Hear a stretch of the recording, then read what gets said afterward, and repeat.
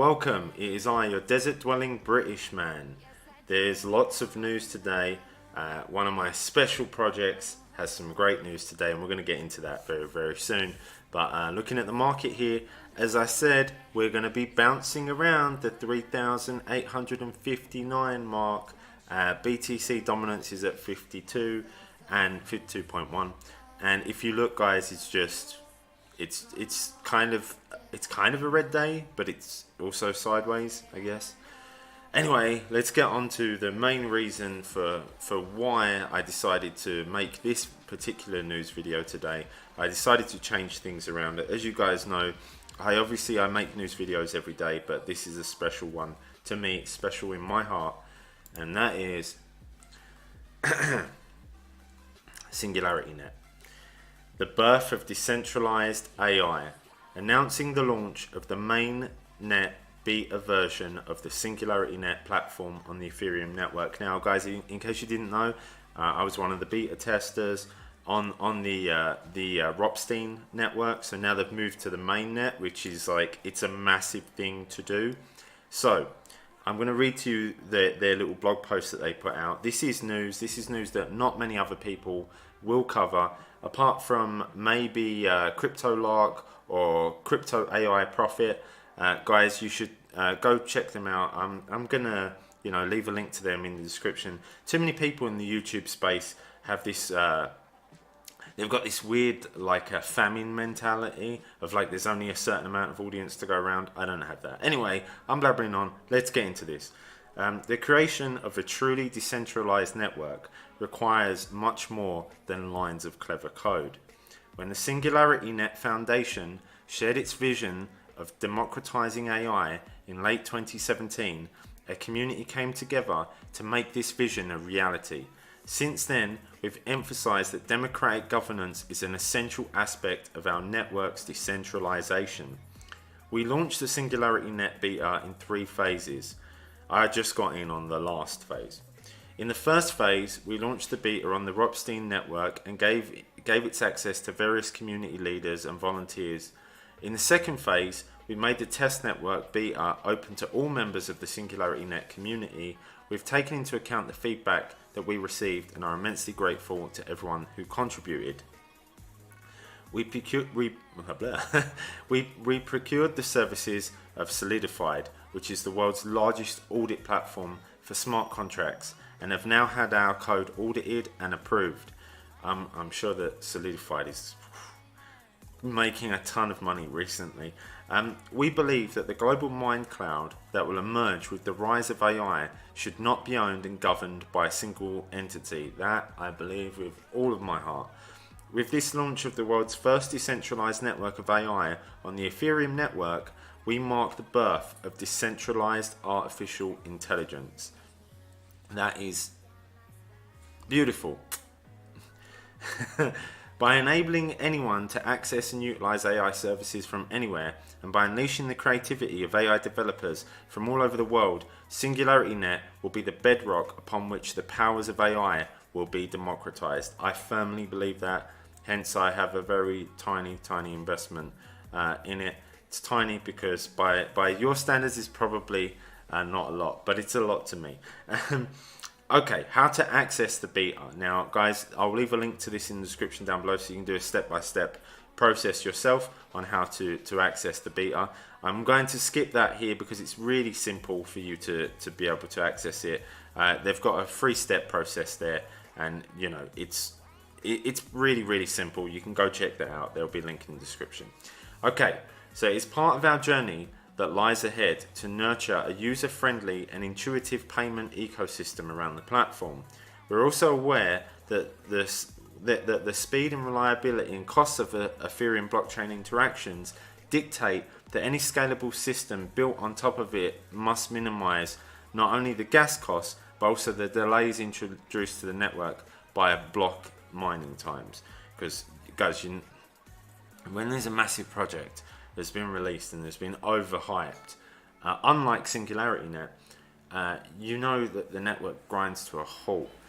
To achieve that goal, the SingularityNET platform utilizes various tools such as the SingularityNET daemon CLI, and SDK to abstract away all the blockchain interactions. In the same vein, the platform also utilizes a multi-party escrow contract and has atomic unidirectional channels for payments, so making it very easy for you guys. Okay, so AI services. As of now, all of the services that are currently available on the SingularityNET platform have been uploaded by members of the SingularityNET team. Although most of them integrate existing third-party AI tools and algorithms as a showcase of what's possible with the platform. We're actively working on several advanced AI services that we plan to upload on the network shortly, and I believe one of them might be Sophia. Well, they at least plan to upload her very soon, at least. It should also be noted that to make our marketplace compliant with regulations without compromising on openness, we've implemented a fully decentralized registry of the AI services available on the platform. So you can go there and obviously see what's up. While we build up the marketplace to be compliant with regulations, some of the AI services that are on the decentralized registry might not be visible on our marketplace. Other third-party entities are free to decide whether or not to show these AI services on their end-user interfaces. To see the complete list and details of the AI services that are currently available on the SingularityNET beta, please click here. So if you, I'm guessing here, and I really could be wrong, that you're going to be able to have a copy of their registry, which you'll then be able to show to the public, so that there's even more decentralization. I hate to say it, but I'm guessing maybe very similar to what the Pirate Bay has going on. A new beginning. As always, we look forward to listening to our community members and incorporating their opinions into the decentralized network as it evolves. To show our appreciation, we've created several SingularityNET beta wallpapers as gifts for the community members to download. To download the wallpapers, please click here. I'm going to download some wallpapers. I didn't download it as of this recording, but I will. In particular, we would like to express our gratitude to these community members who helped us during the private launch of the SingularityNET beta. And then this is a shout out to all these beautiful human beings. Rustam, I've spoken to him, so yeah, shout out to Rustam as well. Lastly, Dr. Ben Goertzel and the Crypto Lark recently sat down to discuss the launch of SingularityNET beta, its various features, and what's next for the decentralized AI network. Guys, this video, it's really great. I'm going to leave a link to that in the description, so you can go and subscribe to the Crypto Lark. But it's really an interesting video. The Crypto Lark is a great thought leader in this space, and really he does deserve a lot more recognition than he actually has, even though he's got more subscribers than me. The launch of the beta on the Ethereum Network marks the end of one part of our journey and the beginning of another. Our end goal has always been to build a decentralized marketplace of coordinated AI services, and we invite you to be part of our journey to democratize AI. We're proud to work for our incredible community to create a singularity for all, the SingularityNET team. This doesn't appear to be big news to maybe the rest of the crypto community, but I believe that in the future this is going to be a massive thing, guys. So maybe the rest of the YouTubers that report on crypto news are probably not going to pick this up, but they're missing out. I'm telling you that now. They're missing out. Anyway, moving on to other news. Guys, if you did like that, by the way, don't forget to hit the like button. Don't forget to subscribe. It really helps out my channel. So, oh, and there's Crypto AI Prophet. Go subscribe to him. I was watching that video earlier on. Okay, so New York Times, Facebook reportedly shopping Facebook coin to crypto exchanges.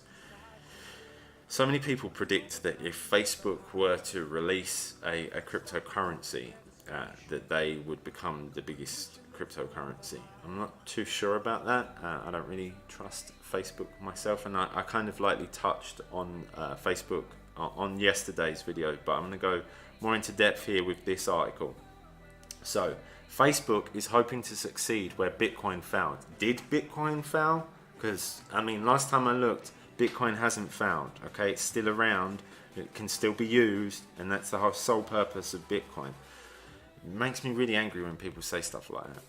With its highly secretive cryptocurrency project, a New York Times article published, citing multiple anonymous sources who spoke out on the condition of anonymity, the Times pieces together the alleged contours of the project, which will reportedly aim to integrate cryptocurrency payments into its messaging services. Notably, Facebook plans to rehaul its messaging infrastructure and integrate its 3 wholly owned apps, which is WhatsApp, Messenger, and Instagram. So many people think Facebook don't own Instagram. It's ridiculous. Under one canopy. As the Times notes, this would provide a future crypto token with exposure across the combined 2.7 billion who use the 3 services each month. It's way too decentralized. I hate it. A crypto-powered payment system that would operate from within a messaging system, the Times notes, is an idea being hotly pursued by several global messaging giants, such as Korea's Kakao, I probably mispronounced that, Kakao, Line in Japan, and Russian-developed Telegram.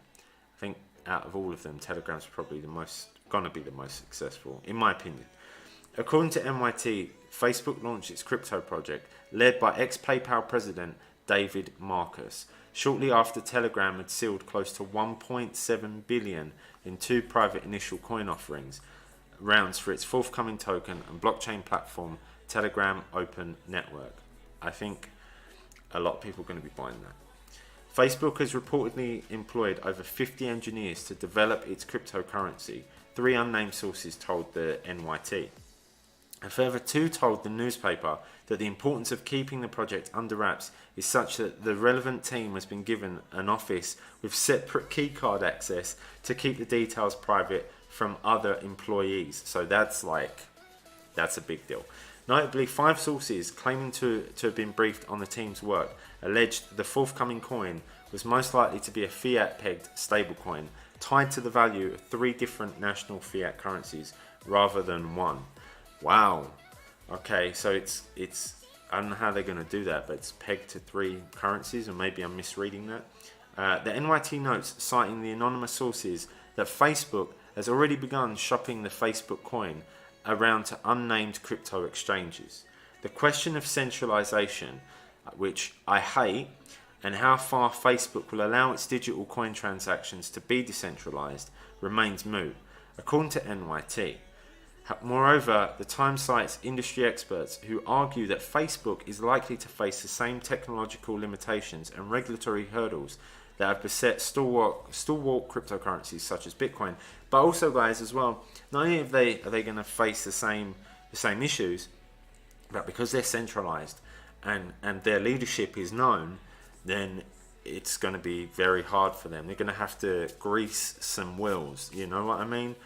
As reported, unconfirmed reports of Facebook's plans to integrate a cryptocurrency for WhatsApp users previously surfaced in December 2018. At the time, anonymous sources similarly suggested the token would be a stablecoin. The trickle of information about the project aligns with last year's job listings for blockchain talent on Facebook's career page, as Cointelegraph has reported. Links to all of these articles will be in the description, but I'm not sure I'm a big fan of Facebook entering the space, but it's going to happen. So maybe we can profit from it, eh guys? Maybe. It's worth keeping an eye on. So, in other news, you guys know that I hate the banks, right? As I've said in many videos, in pretty much almost every daily video that I've made. So let's get into this, because this to me is... it's kind of hilarious. It's kind of beautiful. Top Wall Street analyst changes stance on crypto, warns Visa and co. So she's warning them, right? Wall Street and the banks, same thing, right? After stressing that Bitcoin is trying to solve a problem that does not exist a year ago, Lisa Ellis, a top Wall Street analyst focused on the payments industry, now says that cryptocurrencies are potentially disruptive to private payment systems. You think? I mean, who could have predicted such a thing?